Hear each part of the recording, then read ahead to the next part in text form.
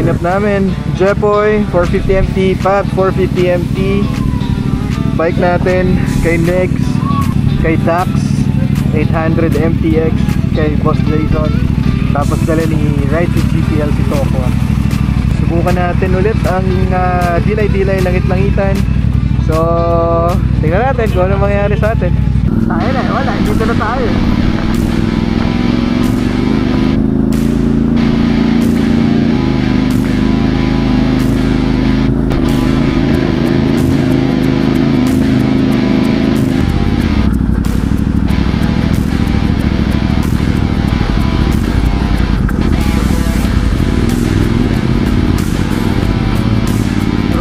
Roll lang.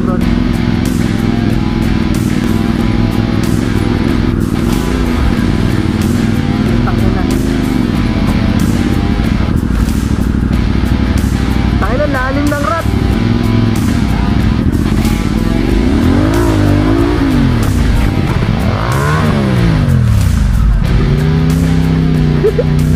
No choice, turn back. Tignan nyo naman yung nasa unahan. Yung 4x4 kaninang Pajero, gumigewang na dyan.